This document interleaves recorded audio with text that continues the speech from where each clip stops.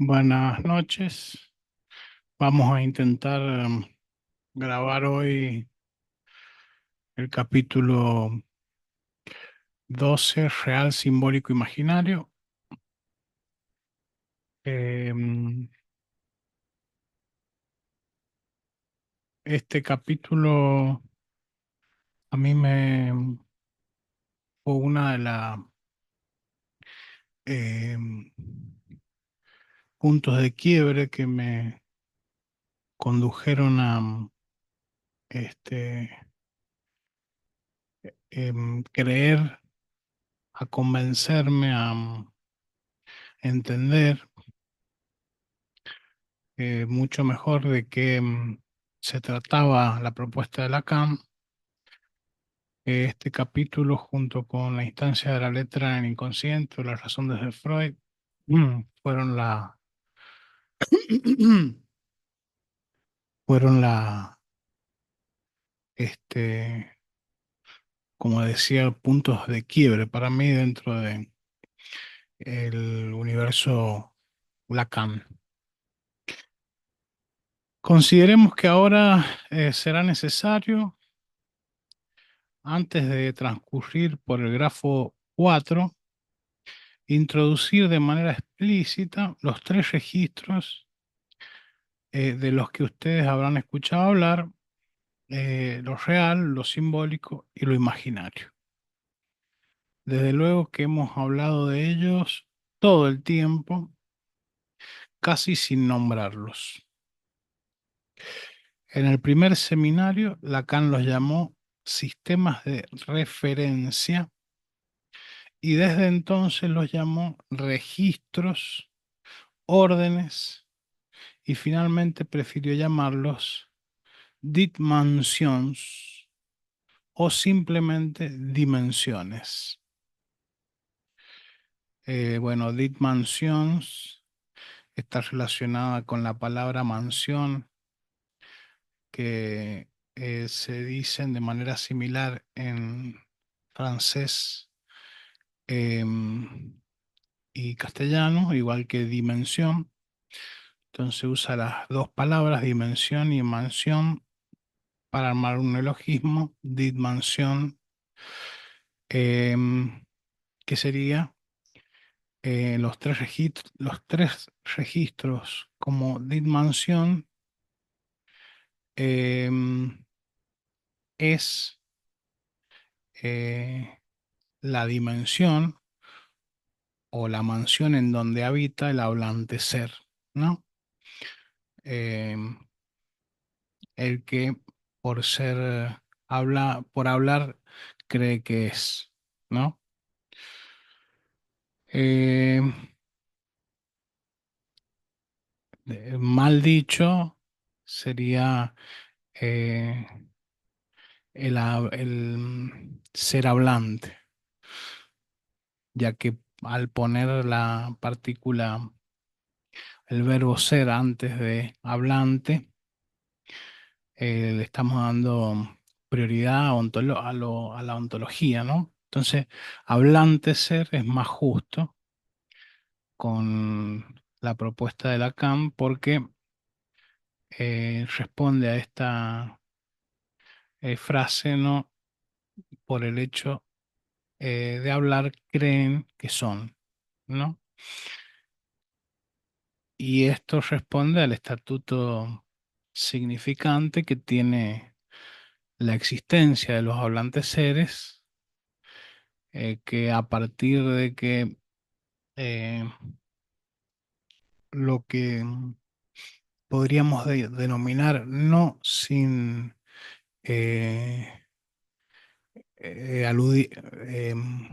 aludir a una cuestión mítica, el cacho de carne, ¿no? El viviente también suele decirse. Este, a partir de que el viviente, el cacho de carne, eh, comienza a ser sujeto del lenguaje, es recién a partir de ahí que puede concebirse como un cacho de carne o un viviente.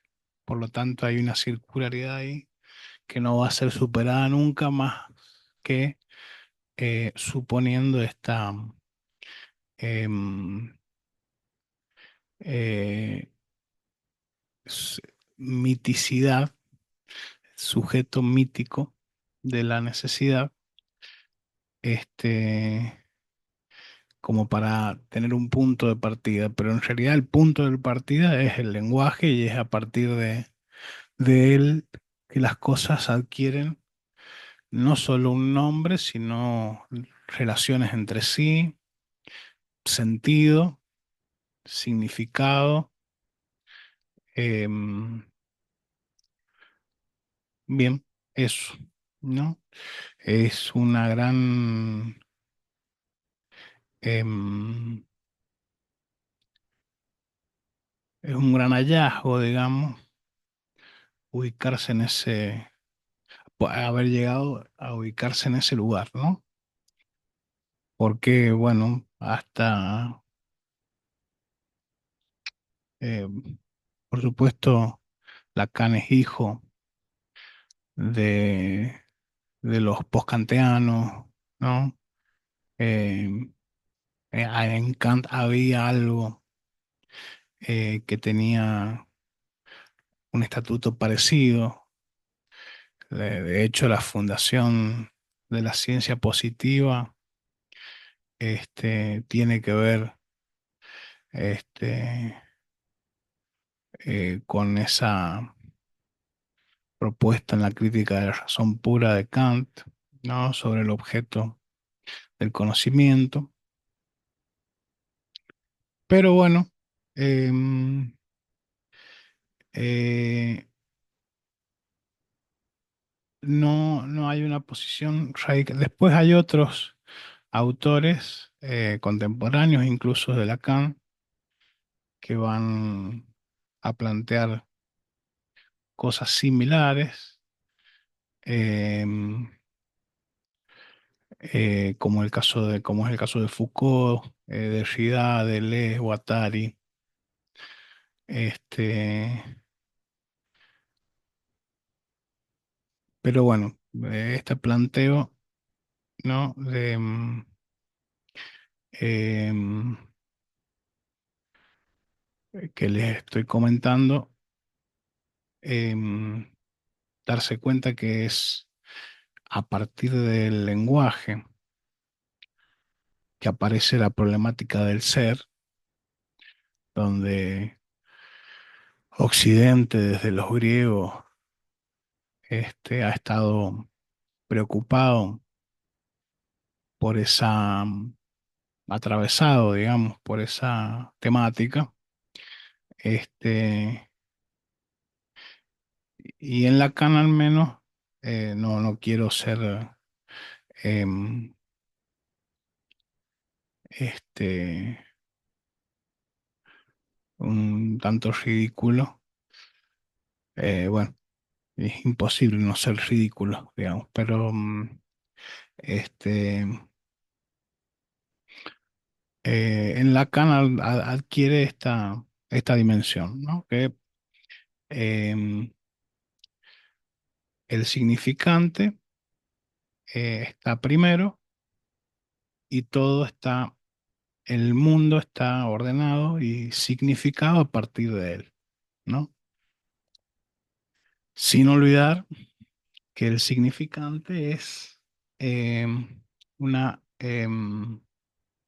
imagen acústica, le llamaba em, Saussure. eh, es decir, no hay aquí ninguna eh, conexión em, con el mundo de las ideas, con los descubrimientos en tanto em, cosas que preexisten al lenguaje, ¿no? En todo caso, los que eh, se dice, se llama descubrimiento, deberíamos entenderlo como un constructo del lenguaje, ¿no? em, por más que eh, haya una remisión a la materialidad eh, de las cosas, ¿no?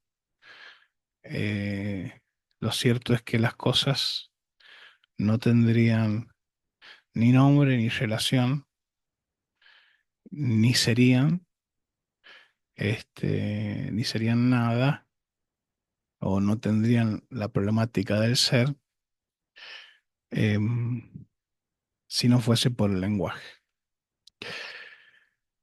Bien, en el primer seminario Lacan los llamó sistemas de referencia, ya están bien.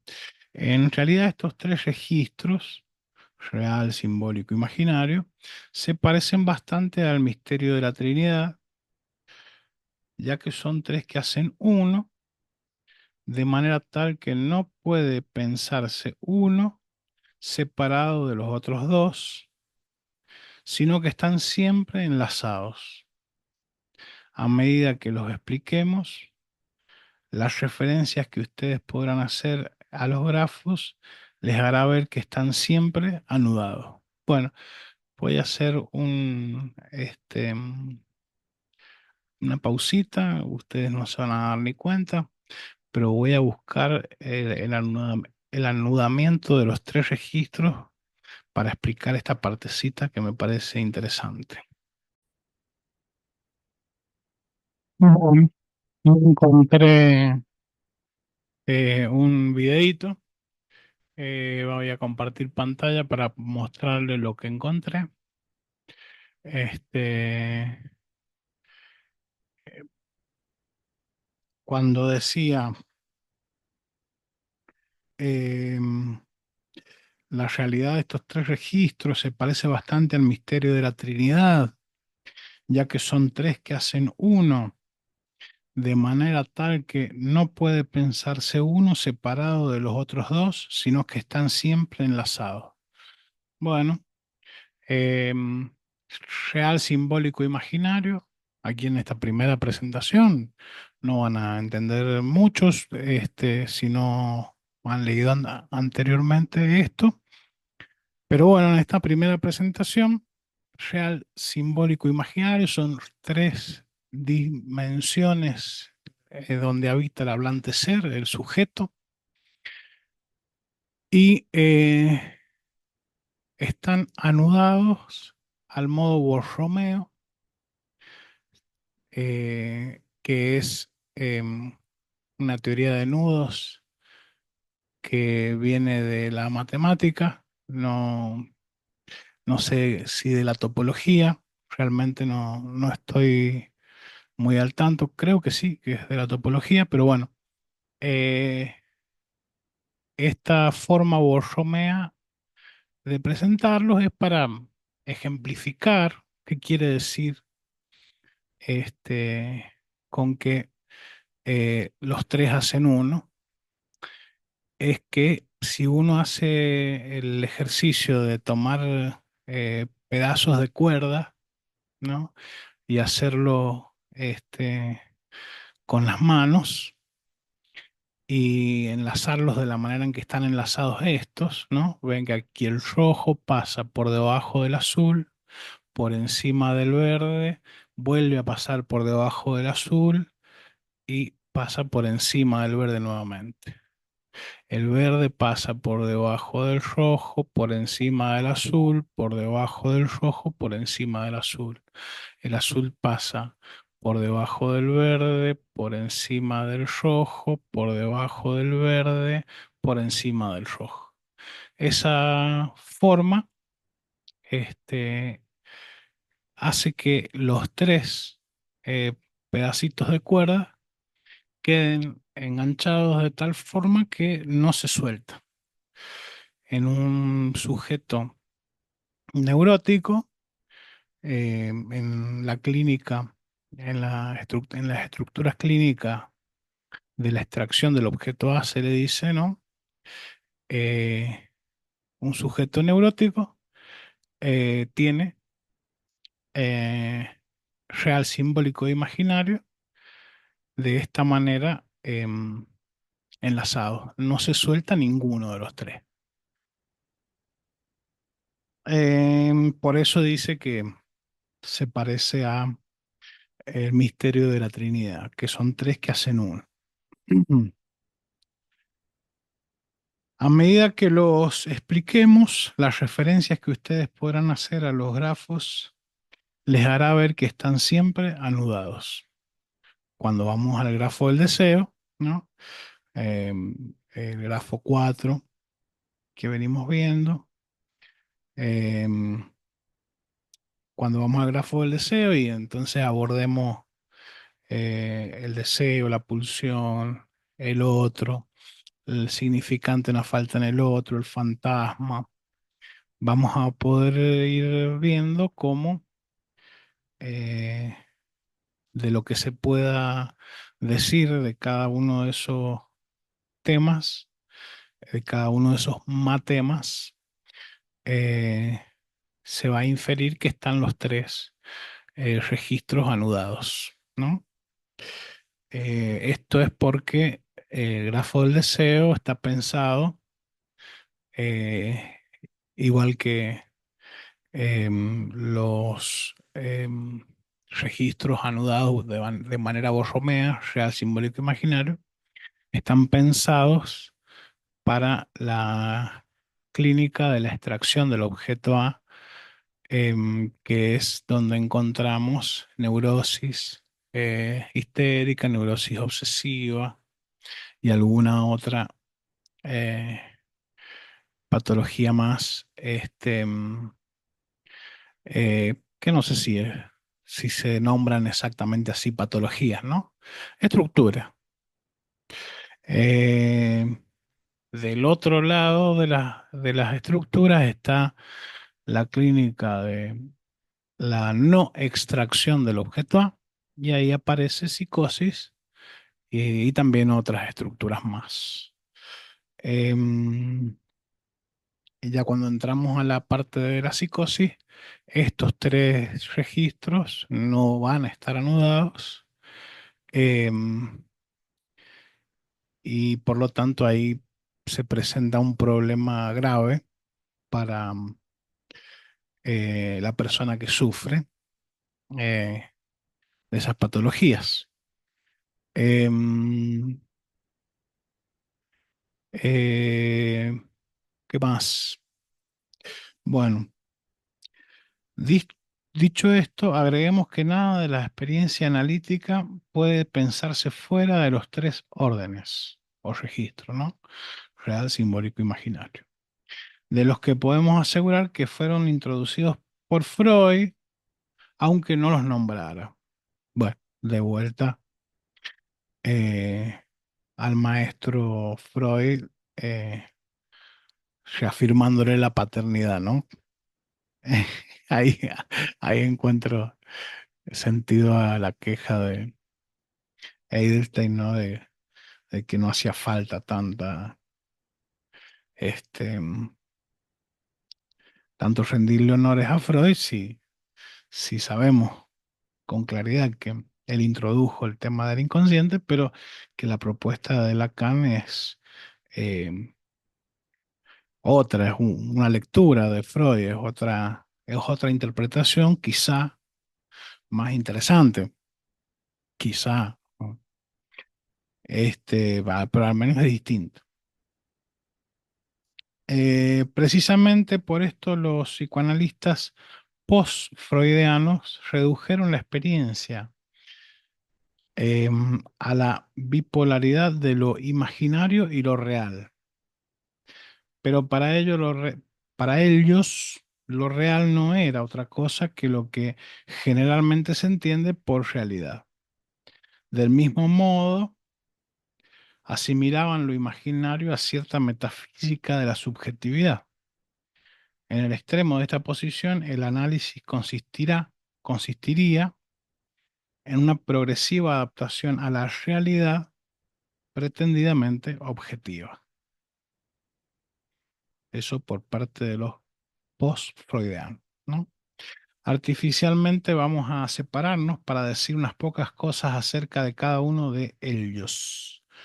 Em, digamos, de los registros, real, simbólico, imaginario.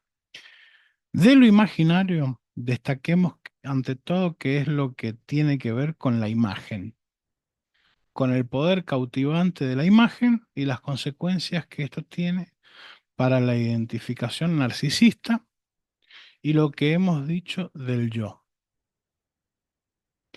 Al respecto, podemos afirmar que lo imaginario implica desconocimiento y que dicho desconocimiento no significa que se desconoce, sino precisamente que se conoce.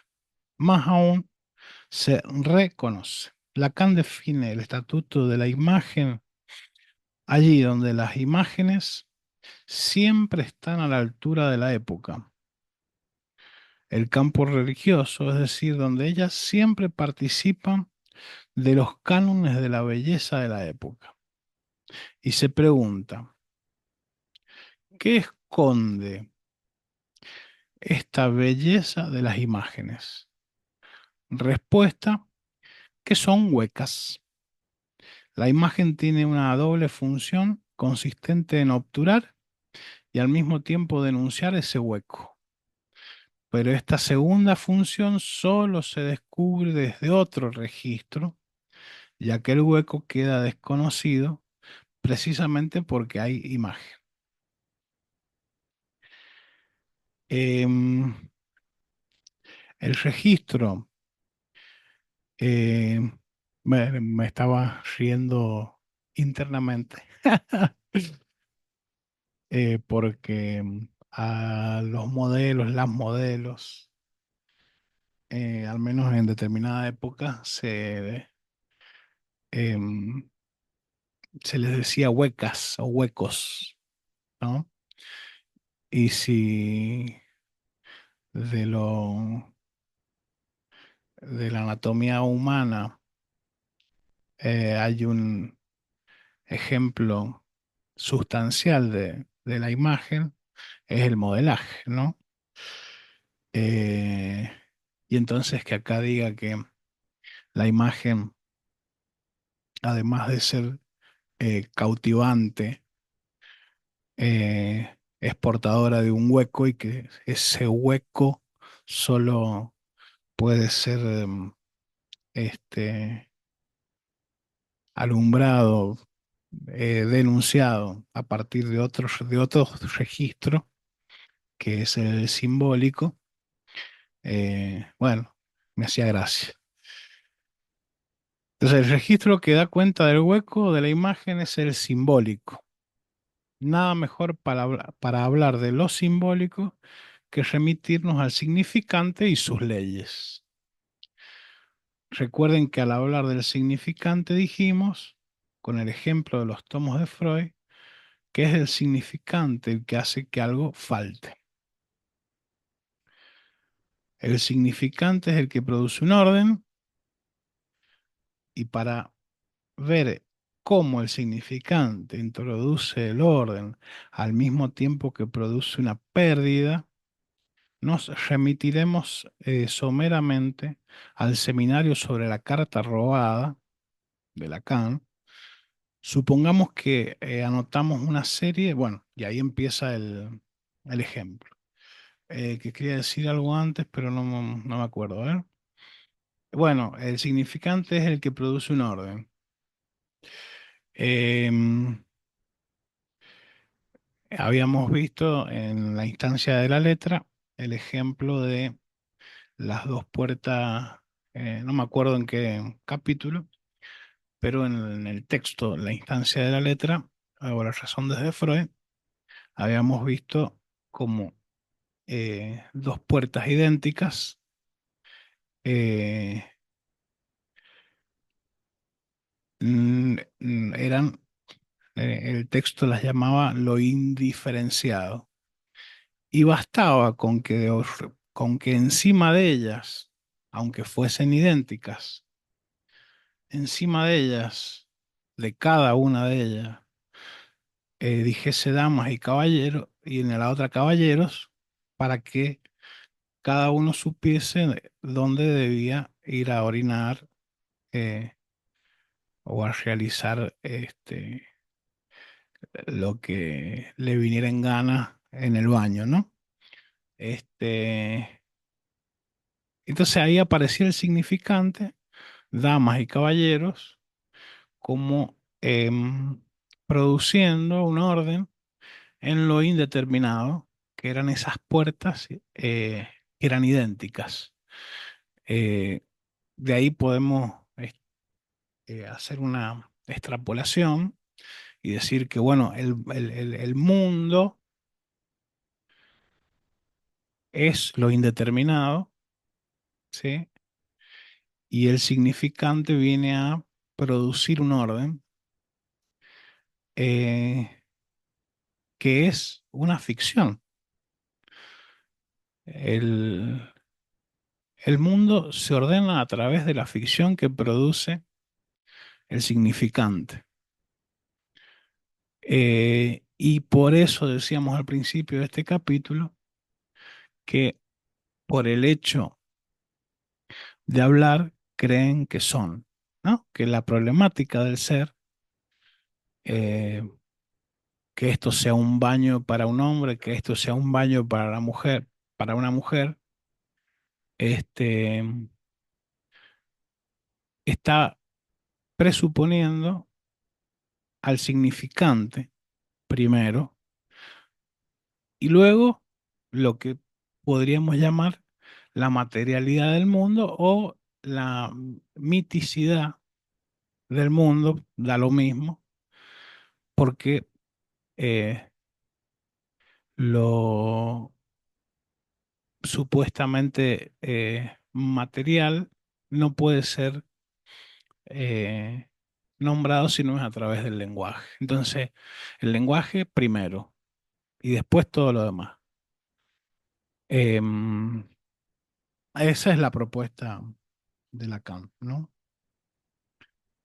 Con perdón de la mesa puesta, porque puedo estar equivocándome mucho, pero bueno, si alguien escucha esto y tiene algo para comentar, por favor, coméntelo y lo vamos charlando y de paso yo aprendo.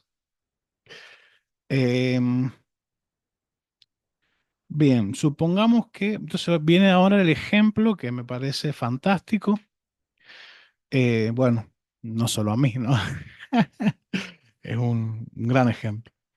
Este, dice, supongamos que anotamos una serie de tiradas, ching, ching, eh, de monedas con una convención. Ponemos una cruz para las caras y, y una rayita acostada para las cruces. Podríamos obtener. Bueno, ahí yo saqué una fotito. Entonces dice, supongamos una anotación, entonces una cruz para las caras y una rayita para las cruces, ¿no? O como quiera, positivo o negativo, es lo mismo, ¿no? Entonces, em, cara, cara, cara, seca. Cara, cruz, cruz, cruz. Cara, cruz, cruz o seca, es lo mismo, ¿no? Cara, cara, cruz, cruz. Cara, cara, cara, ¿no? Esa es la forma que hemos anotado la tirada de la moneda, ¿no? Y ahora hace no sé de dónde lo sacó la cana esto, pero es buenísimo porque aparecen una serie de consecuencias tremendas. Ahora, lo que hace Lacan es agruparlos. Dice, hasta aquí lo que tenemos es una secuencia. Ahora podemos establecer una convención que nos permita agrupar las tiradas de a tres. Lacan propone enumerar uno, 2 y 3 a las tres maneras de agruparla de a tres. Entonces, va a decir, le vamos a llamar uno a las que sean simetría de la constancia. Es decir, las vamos a agrupar de a tres, ¿sí? Y le vamos a llamar uno a las que sean em, rayita, rayita, rayita o menos, menos, menos, más, más, más. Cualquiera de estas que se presente se va a llamar uno. Luego le vamos a llamar asimetría y le vamos a poner el número 2 a las que se presenten como menos, menos, más, menos, más, más, menos, menos, más, menos. Estas cuatro se van a llamar 2, ¿no? Y después, por último, le vamos a llamar 3 a las que sean simetría de la alternancia. Más, menos, más, menos, ¿no? Entonces, si trazamos un eje de simetría por acá, vemos que efectivamente son simétricas porque de ambos lados del eje aparece lo mismo. Por eso se llama simetría de la alternancia. Más, menos, más, menos. Entonces, perfecto. Vamos a retirar ahí para que lo tengan. No sé, no lo van a ver bien porque... pero bueno, vamos a tratar de que se vea el...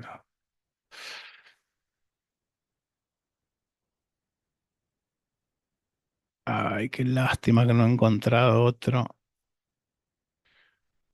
No, ahí. Bueno, ojalá lo puedan ver. Em, Estas que hemos anotado son las tres maneras propuestas de agrupar.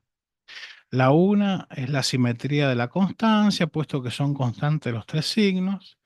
La dos es asimetría, ya que se agrupan dos iguales y uno distinto, o uno distinto y dos iguales, siguiendo el orden de las tiradas, siguiendo el orden de las tiradas, ¿no? Porque tiramos una vez la moneda, esa la anotamos, tiramos otra vez la moneda. Entonces hay una flecha del tiempo que tiene una dirección hacia el futuro, digamos, ¿no?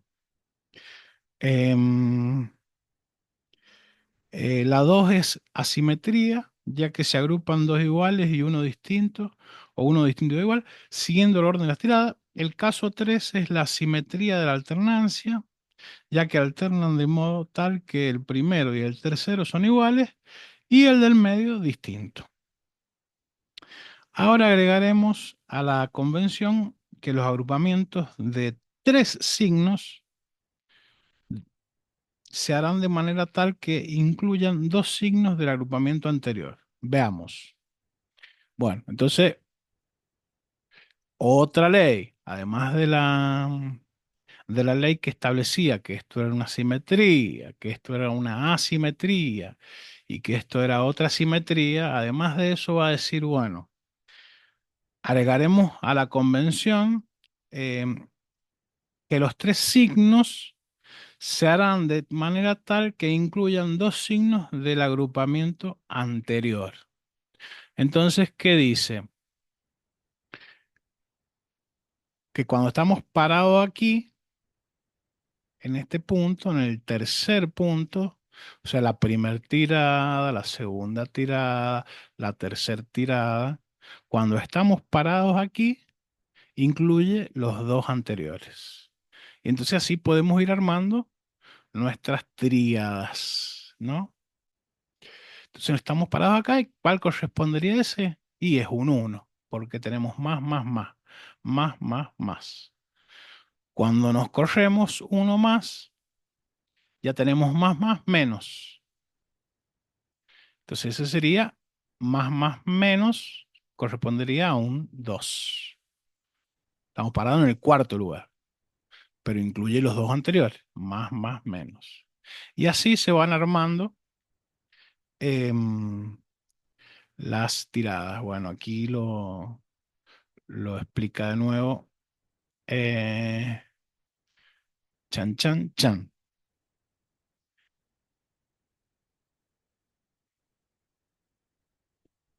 Entonces,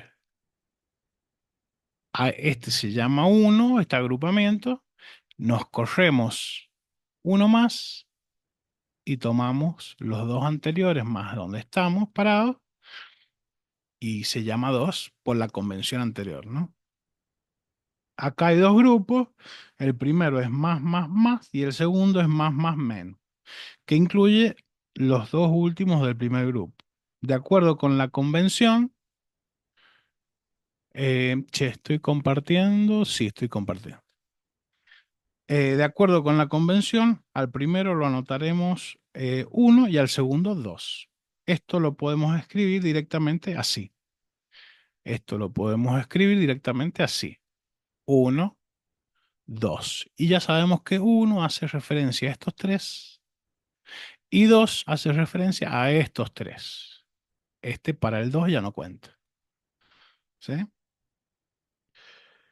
Retomemos la secuencia, entonces ahora va a ir de vuelta a esta secuencia que es la inicial, donde yo había anotado la tirada de las monedas según saliera cara o cruz, ¿no? Retomemos la secuencia que proponíamos antes y ordenémosla de acuerdo con nuestra convención.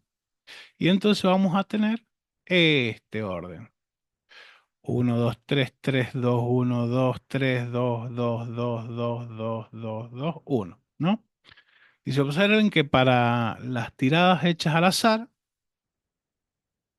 hemos introducido un orden legal, claro, a partir de la convención que establecimos de eh, simetrías, asimetrías,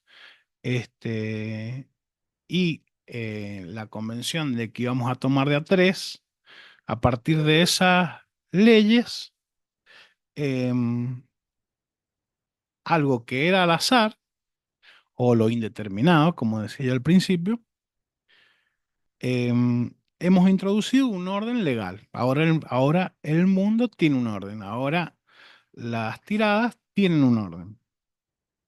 Y que este orden implica que es imposible que a un uno le siga un 3. Esto porque un uno tiene tres elementos iguales y un 3 tiene el del medio distinto. Como se forman con los dos últimos del grupo anterior, es evidente que nunca puede suceder un 3 a un uno. Entonces, aquí vemos que em, después de un 3 no puede venir un uno. ¿Por qué? Para que viniese un 3, yo lo voy a ir siguiendo acá. Tenemos un uno.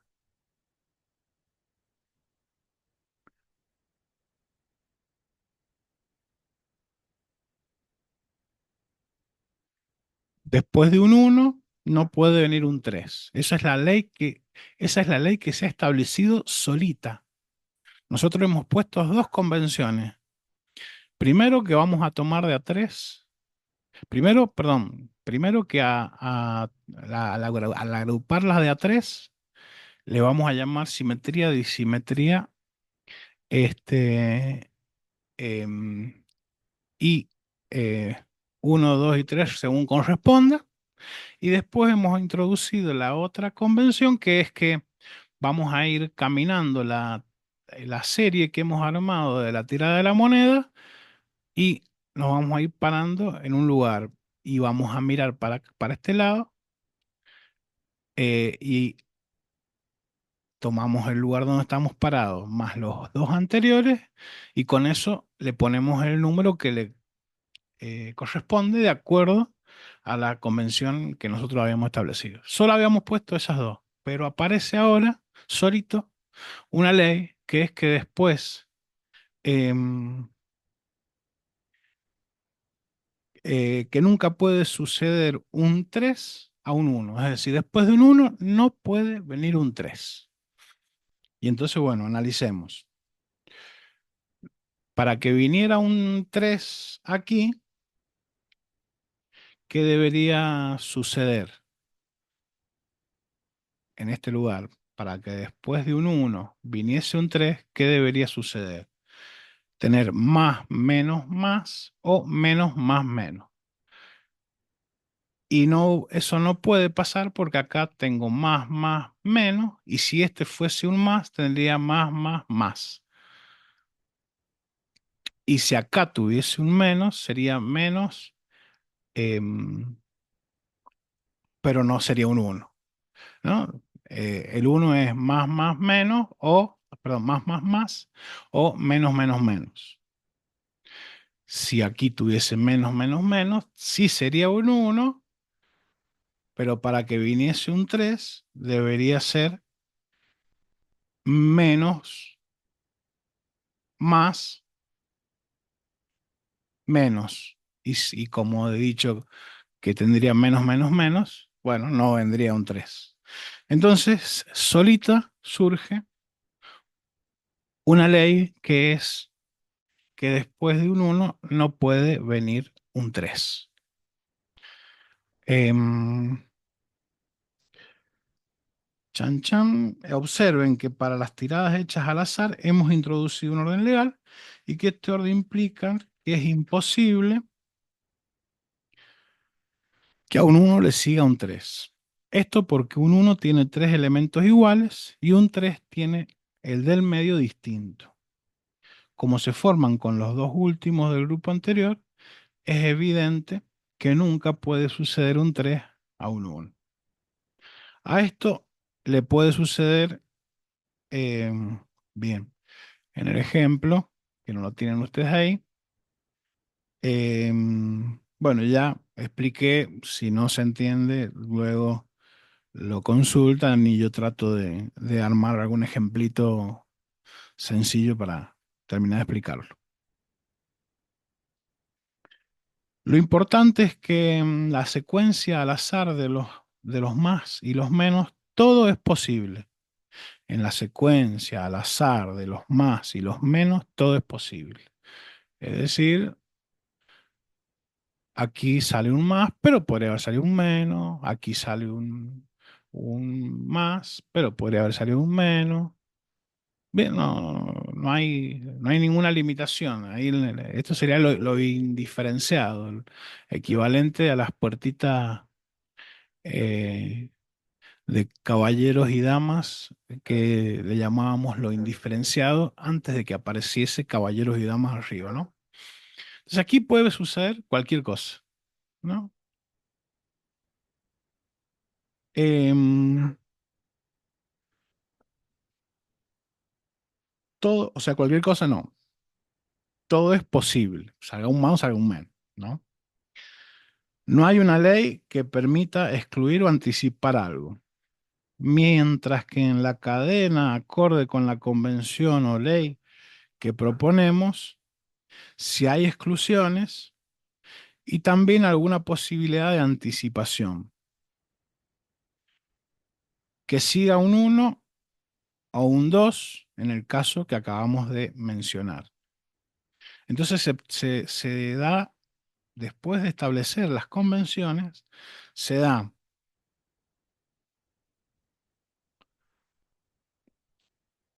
alguna exclusión y también alguna anticipación. Sabemos que después de un 2 puede venir después de un uno puede venir un 2 y la exclusión es que después de un uno no puede venir un 3, ¿no? Esto viene a ilustrar que la ley o convención introduce en lo real de las tiradas, ¿no? Lo que podríamos llamar el azar, ¿no? Lo incondicionado, em, em, ay, se me fue la palabra que dije antes. Em, Indeterminado. Este, eh, entonces, em, un orden que no estaba en lo real. Esto le podríamos poner el nombre de real, ¿no? Ya que son las tiradas en crudo. Después nosotros establecemos las convenciones, ¿no? Entonces, esto viene a ilustrar que la ley, em, o convención introduce en lo real de las tiradas un orden que no estaba en lo real. Este orden, el orden simbólico, a su vez excluye algo, produce un imposible.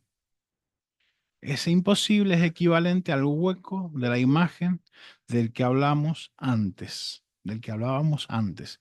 y figura al objeto A, lo caído de la cadena de de la legalidad del orden significante.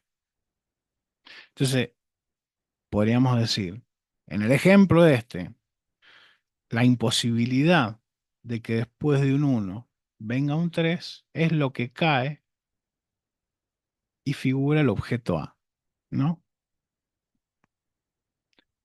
Para el ejemplo, ya después vamos a entender más precisamente qué tiene que ver el objeto A, ¿no? Uy, se me ha secado la garganta.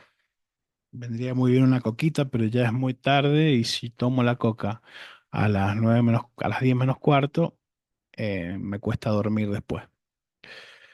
Em,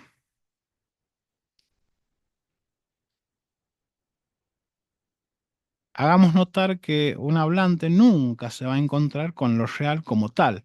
Claro, porque lo real sería que aparezca un 3 después de un uno, ¿no? Sino que siempre lo hallará ordenado según las convenciones o leyes del lenguaje. Eso le pasa a la estructura neurótica, la estructura de la extracción del objeto A. La estructura psicótica sí se encuentra con lo real de frente, sí aparece el 3 después del uno y ahí se arma el despelote. Entonces, hagamos notar que un hablante, y no es que un psicótico no hable, pero bueno, está en la introducción acá, ¿no? Eh, no está más adelante. Esto que estoy diciendo lo estoy adelantando, ¿no? Hagamos notar que un hablante nunca se va a encontrar con lo real como tal, sino que siempre lo hallará ordenado según las convenciones o leyes del lenguaje. O que si hay algún momento en el que puede encontrarse con lo real, no es de manera natural, ya que estaba separado de lo real por el orden simbólico. Dicho de otra manera, solo se encontraría con lo real a partir de una ruptura del orden simbólico, ¿no? Esa ruptura del orden simbólico le sucede, le acontece a la psicosis, ¿no? Muchas veces, a veces hay psicosis no desencadenadas que eh, están muy bien sostenidas por una contingencia que es lo que se tematiza como el cuarto nudo, inspirado en James Joyce, Lacan, ¿no? Em, eh, Aparece para poder estabilizar real simbólico imaginario un nombre propio eh, que viene a estabilizar esa estructura, ¿no? Em,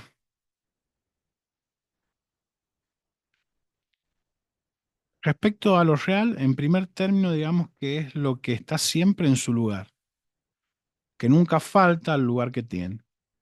Si faltara sería un orden, y el orden es el orden simbólico. Como el hablante está separado de lo real por lo simbólico, en el orden simbólico puede faltarle lo real. Lacan definió lo real como lo imposible, y esto quiere decir que se define por una operación que desde lo simbólico lo hace imposible.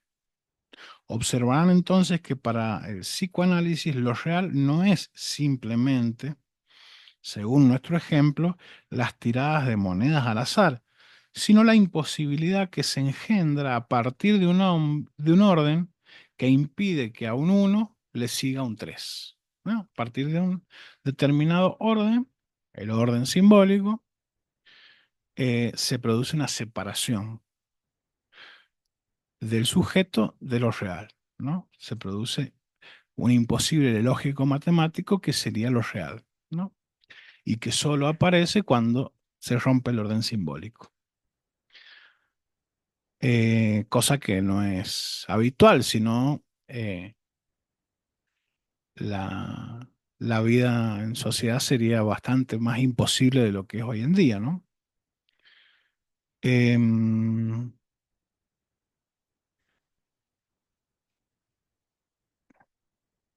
Adelantemos por ahora que si algo se puede decir de lo real es que tiene que ver con el goce, mientras que lo simbólico remite al principio del placer. Bueno, de vuelta, vinculando a Freud con Lacan, ¿no?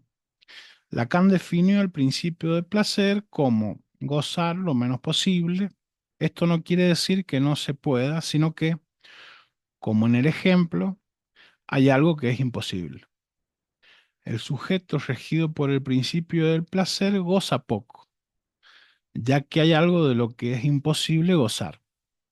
El sujeto regido por el principio del placer goza poco, ya que hay algo de lo que es imposible gozar.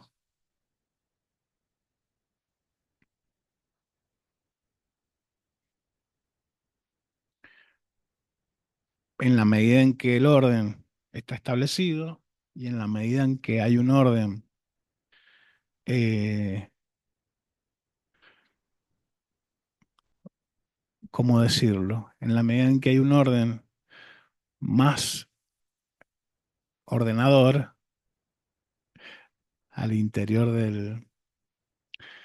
del sujeto, en la relación sujeto u otro, en la medida en que hay un orden este, em, que le otorgue a las existencias un cierto lugar, e incluso me animaría a decir un orden que le otorgue que otorgue una variedad de existencias diversas para el sujeto en cuestión, pero que esté ordenado, que no sea este, un sincretismo de creencias que se solapan. En esa medida, digamos, cuanto más variopinta sea la, eh, la cultura a la que tengamos acceso, el simbolismo que nos asiste en tanto sujetos, este, más proclives a la creatividad y a una buena vida en las prescindiendo prácticamente de las condiciones eh, que suelen ser motivo de queja, ¿no? Las condiciones materiales, económicas, ¿no? Em, Cuanto más rico es el universo simbólico que habitamos, insisto, pero que está ordenado, ¿no? No que está solapado, sincretizado y respondiendo múltiples veces las mismas preguntas, ¿no? De manera distinta. En la medida en que eh, habitamos un universo simbólico, el registro simbólico del sujeto en relación al otro eh, está ordenado y es diverso, eh, una mejor vida para el sujeto más allá de la carne, ¿no? Que todos podemos enfermar en cualquier momento, eh, basta ir a pediatría del hospital y ver las injusticias vitales que hay ahí. Pero digo, en la medida de ser un sujeto, digo mal ser un sujeto, pero eh, en la medida de que en la dimensión subjetiva de nuestra persona, ese eh, registro simbólico es diverso y ordenado, una mejor vida subjetiva vamos a tener.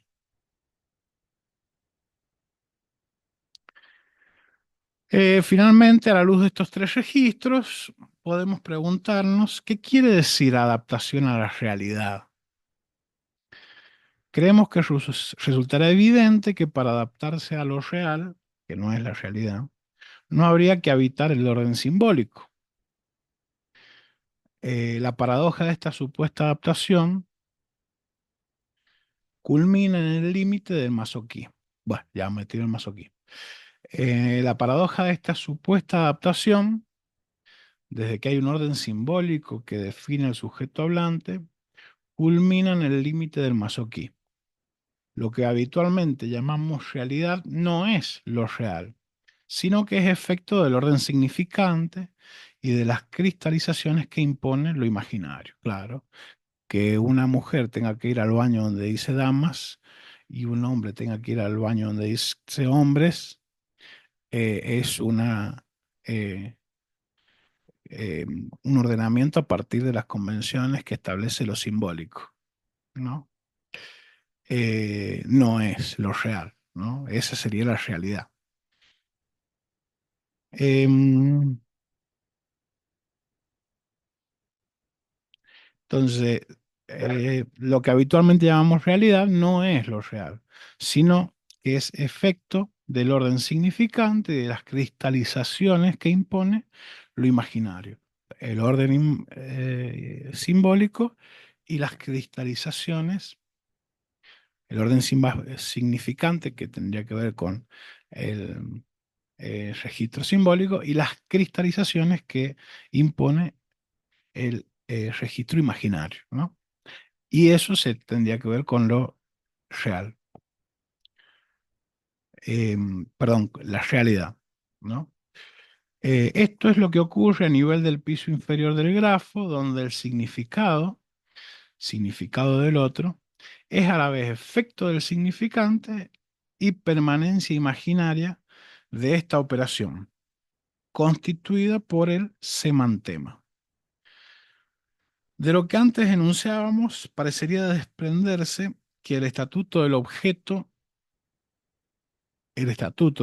A es real, lo cual no es falso, aunque no se agota en este registro.